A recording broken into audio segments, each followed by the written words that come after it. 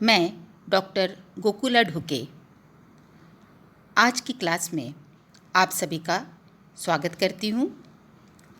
आज हम शारीरिक विकास को प्रभावित करने वाले कारक समझेंगे।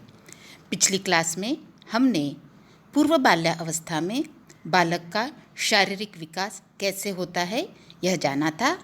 आज उसी श्रृंखला के अंतर्गत हम पूर्व बाल्यावस्था में बालक के शारीरिक विकास को प्रभावित करने वाले कारक समझेंगे।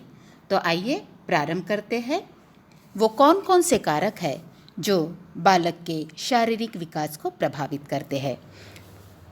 इसमें सबसे पहला कारक है वंशानुक्रम। गर्भधान के समय ही शिशु को माता पिता के जीन्स द्वारा वंशानुगत गुण प्रदान किए जाते हैं, जिसके कारण बालक का रंग, रूप, शारीरिक ऊंचाई, वजन, आकार आदि का निर्धारण होता है। अतः माता पिता का विकास जिस प्रकार हुआ है उसी प्रकार बालक का भी विकास होता है। यदि माता पिता ऊंचाई में कम हैं तो बालक की भी ऊंचाई कम होने की संभावना है, और यदि माता पिता की ऊंचाई अधिक है तो बालक की भी ऊंचाई अधिक होने की संभावना बढ़ जाती है। दूसरा मुद्दा है वातावरण। वातावरण में सभी प्रकार के वातावरण का समावेश होता है। इसमें पारिवारिक तथा भौतिक वातावरण शारीरिक विकास की दृष्टि से बहुत महत्वपूर्ण है। पारिवारिक वातावरण के अंतर्गत बालक को मिलने वाला प्रेम, देखभाल, आहार इनका समावेश होता है। यदि बालक की योग्य देखभाल की जा रही है, उसे अच्छा आहार और साथ में भरपूर प्रेम मिल रहा है, तो वह मानसिक रूप से स्वस्थ रहेगा, तनाव मुक्त रहेगा, जिस कारण उसका स्वास्थ्य उत्तम रहे, शारीरिक विकास भी अच्छा होने में मदद मिलेगी। भौतिक वातावरण के अंतर्गत जमीन, पानी, शुद्ध वायु, योग्य प्रकाश, स्वच्छता इनका समावेश होता है। यदि बालक का भौतिक वातावरण योग्य है तो उसका स्वास्थ्य उत्तम रहता है और शारीरिक विकास भी योग्य होता है। तीसरा मुद्दा है आहार एवं पोषण। शारीरिक विकास में आहार तथा पोषण की अहम भूमिका है। आहार एवं पोषण गर्भावस्था से ही गर्भस्थ शिशु के संपूर्ण विकास को प्रभावित करते हैं तथा जन्म के बाद भी करते रहते हैं। बालक को भरपूर आहार और योग्य पोषण प्राप्त न होने पर वह कुपोषित हो, उसका शारीरिक विकास प्रभावित होता है और इसके अंतर्गत उसे विभिन्न पोषण न्यूनता जनित रोग जैसे क्वाशियरकार, मैरस्मस, रतौंधी, स्कर्वी, रिकेट्स, बेरीबेरी आदि का शिकार होना पड़ता है और इस वजह से शारीरिक विकास अवरुद्ध होने की संभावना बढ़ जाती है। ठीक इसके विपरीत यदि बालक को योग्य आहार और पोषण तथा योग्य वातावरण मिलता है तो शारीरिक विकास उत्तम रहने में मदद मिलती है। नेक्स्ट मुद्दा है इसके अंतर्गत अंतःस्रावी ग्रंथियां। अंतःस्रावी ग्रंथियों द्वारा स्रवित होने वाले हार्मोन भी बालक के विकास को महत्वपूर्ण ढंग से प्रभावित करते हैं। जैसे पीयूष ग्रंथि पिट्यूटरी ग्लैंड से वृद्धि हार्मोन स्रवित होता है।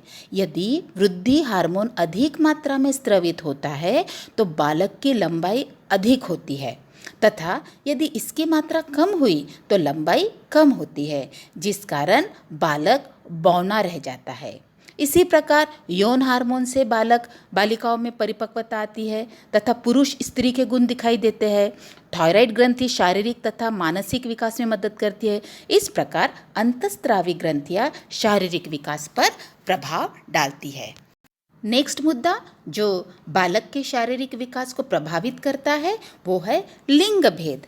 जन्म के समय लड़के लड़कियों की अपेक्षा लंबे तथा वजन में अधिक होते हैं, किंतु बाद की अवस्था में लड़कियां तीव्र गति से बढ़ती है तथा उनमें लड़कों की अपेक्षा जल्दी परिपक्वता आती है। लड़कों में शारीरिक विकास लड़कियों की अपेक्षा देरी से होता है, किंतु बाद की अवस्था में लड़के लड़कियों की अपेक्षा अधिक लंबे और वजन में भी अधिक होते हैं।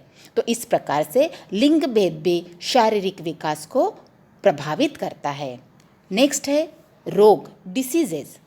शारीरिक विकास पर विशेष रूप से दीर्घकालीन रोग का अधिक प्रभाव पड़ता है। 6 वर्ष की आयु तक बालक को खांसी, माता, पेट दुखना, डायरिया जैसे रोग होते रहते हैं। कुछ बीमारियां पोषक घटक के अभाव में भी होती है, जैसे जीवन सत्व अ के अभाव में आँखों के रोग, आयोडीन की कमी में थायरॉक्सिन स्राव कम निर्माण हो, शारीरिक वृद्धि रुकती है। इस प्रकार रोग शारीरिक विकास को प्रभावित करते हैं। नेक्स्ट जो मुद्दा है इसके अंतर्गत हम देखने वाले हैं वो है परिवार का आर्थिक स्तर। अध्ययनों द्वारा अध्ययनकर्ताओं ने यह स्पष्ट किया है कि आर्थिक स्तर का शारीरिक विकास पर परिणाम होता है। निम्न आर्थिक स्तर वाले परिवार के बालकों का पोषण योग्य प्रकार से न होने के कारण वे अनेक रोगों के शिकार हो अस्वस्थ रहते हैं तथा पैसों की कमी के कारण योग्य औषधोपचार न मिलने के कारण भी उनका शारीरिक विकास प्रभावित होता है। इसी श्रृंखला में हम अंतिम मुद्दे को समझ लेंगे, वो है विश्राम। बालक योग्य विश्राम लेते हैं तो उनका शारीरिक विकास अच्छा होता है, क्योंकि गहरी नींद में उनके रक्त में ग्रोथ हार्मोन्स स्रावित होते हैं, जिससे शारीरिक विकास उत्तम होता है। तो इस प्रकार से आज हमने पूर्व बाल्यावस्था में बालक के शारीरिक विकास पर जो कारक परिणाम डालते हैं उनको समझ लिया है। अगली क्लास में हम फिर मिलेंगे।